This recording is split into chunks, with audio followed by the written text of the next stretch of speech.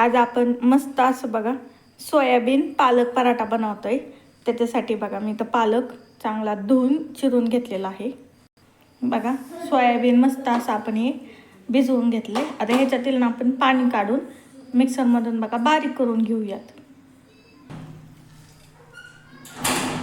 अशा प्रकारे पाणी काढून बघा हे मिक्सरच्या भांड्यात टाकून आपल्याला बारीक करून घ्यायचे। बघा अशा प्रकारे आपण हे सोयाबीन बारीक करून घेतलेलं आहे। बघा लसूण आणि मिरची ही पण वाटून घेऊयात। बघा याच्यामध्ये मी लसूण मिरची टाकून घेतलेली आहे बघा ठेचा। आता याच्यानंतर आपण जो घेतलेला पालक आहे तो टाकून घेऊयात।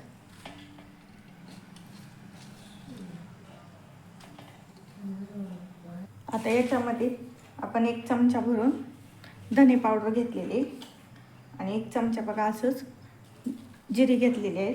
तुम्ही जिरा पावडरही वापरू शकतात। त्याच्यानंतर अर्धा चमचा हळद घेऊयात। 1 चमचा आपण मिरची पावडर टाकून घेऊयात। आता याच्या चवीनुसार बघा आपण मीठ टाकून घेऊयात। आता याच्यामध्ये बघा आपल्याला 2 चमचे ना दही घालून घ्यायचे।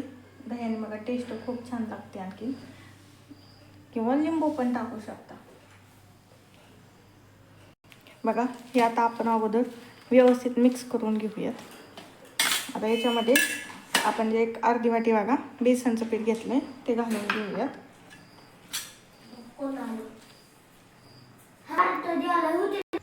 बघा आता याच्यामध्ये आपण आपल्याला जसं लागेल ना तसं हे गव्हाचं पीठ टाकून घेऊयात आणि याचा व्यवस्थित असा बघा डो बनवून घेऊयात।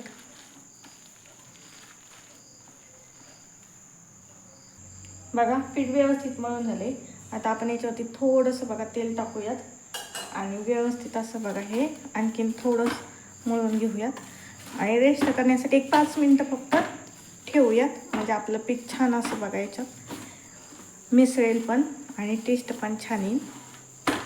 जरा मुरल्यावरती बघा छान लागते टेस्ट। बघा आपण आता ह्याचा ना एक पराठा बघा लाटून घेऊयात।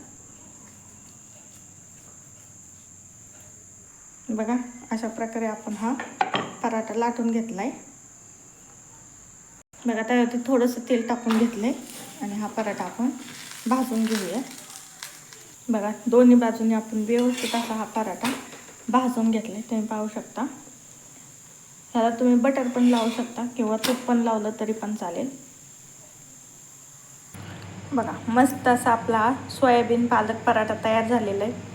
तुम्हाला पण रेसिपी आवडली असेल तर बघा आपले चॅनल नक्की सबस्क्राईब करा। आणि डाएटवाल्यांसाठी लहान मुलांसाठी बघा एकदम पौष्टिक असा हा पदार्थ आहे आणि झटपट असा होणार आहे। तर तुम्ही एकदा नक्की ट्राय करा अशा पद्धतीने। चला तर मग धन्यवाद।